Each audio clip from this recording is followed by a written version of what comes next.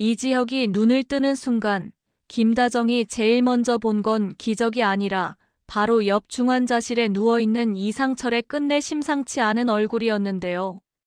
병원은 이상하게도 조용했습니다. 사람이 많은데 소리가 없었어요.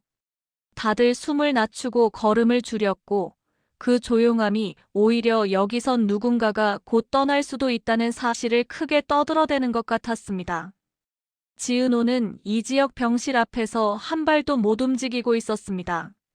의식불명이라는 말은 남 얘기일 때만 단어고 자기 사람에게 떨어지는 순간부터는 칼이 되더라고요. 지은호는 손바닥에 손톱 자국이 날 정도로 손을 쥐고 속으로만 수십 번을 빌었습니다. 선배, 제발 이번엔 나를 혼자 두지 말아줘요. 그런데 그날 비극은 한 명에게만 오지 않았습니다. 이지혁 소식을 듣고 달려오던 이상철이 트럭 사고를 당해 응급실로 실려왔고 그 소식이 들렸을 때 김다정은 잠깐 현실 감각이 끊겼습니다. 여보가 왜 하필 지금? 김다정은 울음을 터뜨리려다가도 울면 무너질 것 같아 이를 악물었습니다. 김다정은 원래 아이들 앞에서만큼은 무너지지 않으려는 사람이었거든요. 하지만 그날은 아이들 앞이라는 개념 자체가 사라졌습니다. 남편도 아들도 동시에 위급한데 엄마의 역할을 잘 해내는 게 무슨 의미가 있나 싶었어요. 이지환은 응급실 복도 끝에서 벽에 기대 서 있었습니다. 이지환은 강한 몸을 가진 사람이지만 그 강함이 가족 앞에서는 아무짝에도 쓸모없다는 걸 그날 처음으로 제대로 느꼈습니다. 내가 뭐라도 했어야 했는데. 이지환은 그렇게 중얼거렸고 그 말이 더 아픈 이유는 정말로 할 수 있는 게 없었다는 걸 본인도 알고 있었기 때문이었습니다. 이수빈은 눈물부터 계산하려다가 계산이 안 되자 오히려 더 겁이 났습니다. 늘 손해보는 걸 싫어하던 이수빈이 그날만큼은 손해가 아니라 상실이라는 단어 앞에서 아무 방어도 못했거든요. 아빠가 잘못되는 거면 오빠는 어떻게? 이수빈은 끝까지 말을 잇지 못했습니다. 이어버리면 현실이 확정될 것 같아서요. 그리고 의사는 두 가족에게 같은 말로 다른 절망을 건넸습니다. 시간이 많지 않습니다. 이지혁 쪽은 심장이 버텨주지 못했고 이상철 쪽은 사고 후 상태가 급격히 악화됐습니다. 의료진은 말끝을 조심했지만 조심한다고 덜 잔인해지지는 않았어요. 뇌 손상 가능성이 있고 최악의 경우 뇌사 판정까지 갈 수 있습니다. 김다정은 그 말을 듣는 순간 몸이 먼저 거부했습니다. 아니요. 우리 여보는 정직하게 살아온 사람이에요. 그런 사람한테 이런 결말이 왜 와요? 김다정의 목소리는 항의였고 동시에 애원이었습니다. 의사에게 따지는 게 아니라 운명에게 따지는 소리였죠. 그런데 더 잔인한 질문이 바로 이어졌습니다. 가족분들 만약 공여가 가능해진다면 동의를 고려하셔야 할 수도 있습니다. 그 질문이 복도에 떨어지자마자 가족 사이 공기가 갈라졌습니다. 김다정은 이상철을 떠올리며 안 되라는 말이 먼저 나왔고 동시에 이지혁을 떠올리며 숨이 멎었습니다. 둘 다 자기 사람이었고 둘 중 하나를 선택한다는 건 결국 자신이 사람을 버렸다는 죄책감을 평생 안고 사는 일처럼 느껴졌거든요.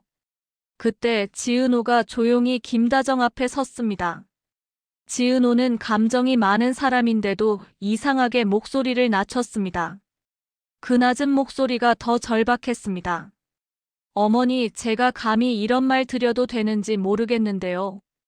지은호는 숨을 한 번 삼키고 있는 힘을 다해 말했습니다. 선배는 살아야 해요. 선배가 살아야 아버님이 왜 달려오셨는지도 의미가 생겨요. 저는 선배를 살리고 싶어요. 정말로요. 김다정은 그 말을 듣고도 고개를 못 끄덕였습니다.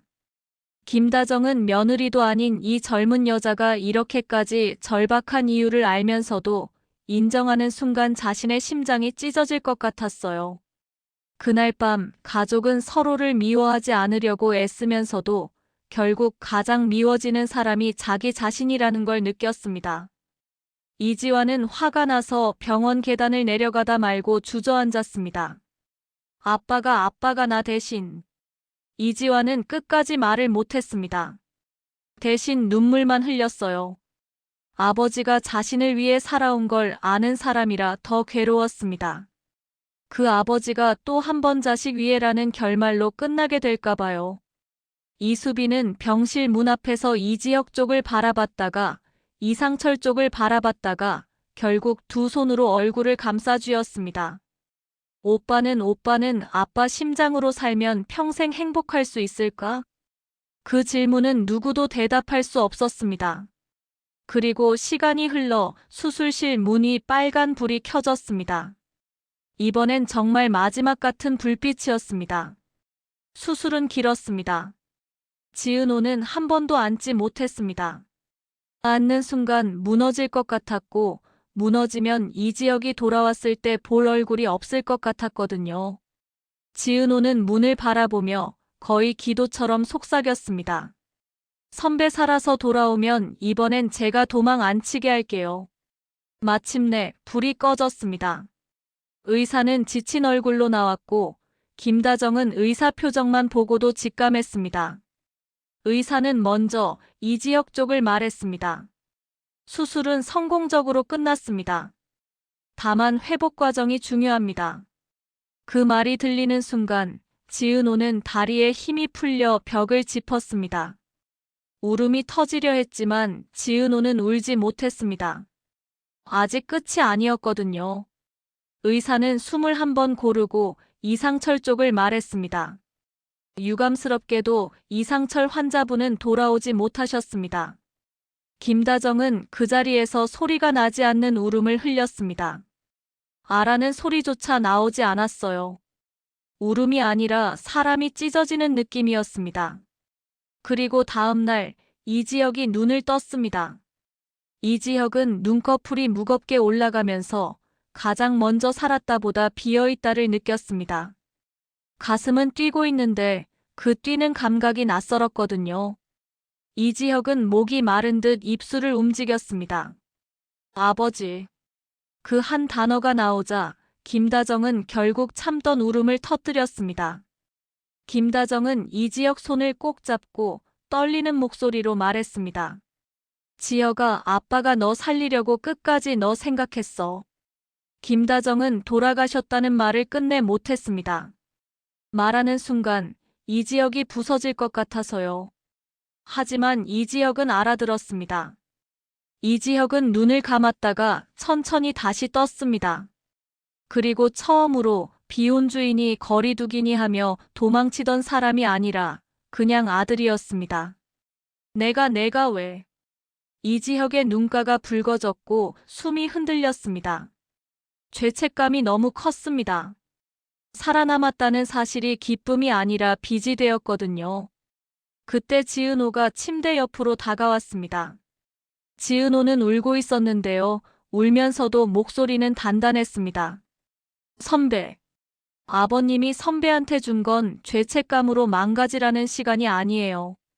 이지혁은 지은호를 쳐다봤고 지은호는 말을 이어갔습니다. 선배가 살아서 선배답게 살라고 준 거예요. 그러니까 혼자 갚으려고 하지 말아요. 지은호는 손을 내밀었습니다. 이번엔 같이 있어요. 제가 옆에 있을게요. 이지혁은 한참을 망설이다가 지은호 손을 잡았습니다. 손을 잡는 게 이렇게 어렵고 동시에 이렇게 쉬울 수도 있다는 걸 이지혁은 그제야 알았습니다.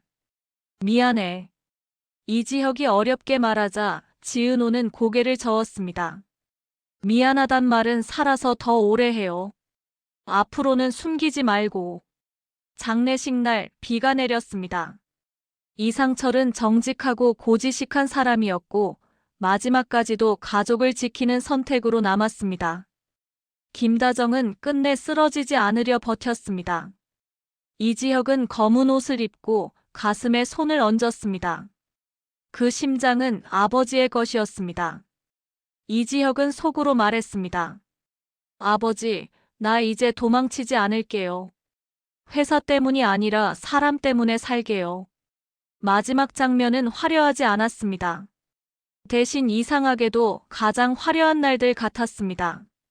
지은호는 장례식장을 나서며 이지영 옆을 지켰고 이지혁은 처음으로 누군가 옆에 있는 걸 거부하지 않았습니다.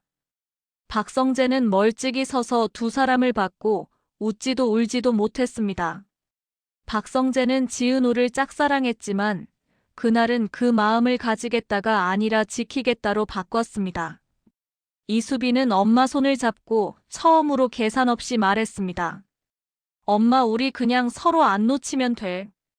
이지환은 형을 한번 바라보고 말없이 고개를 끄덕였습니다. 형이 살아있는 게 고맙고 아버지가 떠난 게 아프고 그 두 감정이 한 몸 안에 같이 있다는 걸 인정하는 표정이었습니다. 그리고 이지혁이 장례식장 계단 아래에서 멈춰 섰습니다. 이지혁은 하늘을 한번 올려다보고 지은호에게 낮게 말했습니다. 나 앞으로는 정리됐다 같은 말로 사람 밀어내지 않을게. 지은호는 눈물을 닦고 대답했습니다. 그럼 저도 기다리기만 하진 않을게요. 그렇게 마지막 화는 누가 이기고 누가 졌는지가 아니라 누가 끝내 사람으로 남았는지로 끝났습니다. 이상철의 선택은 떠나면서도 가족을 묶어냈고 이지혁은 살아남았지만 그 삶을 빚이 아니라 약속으로 바꾸기 시작했거든요.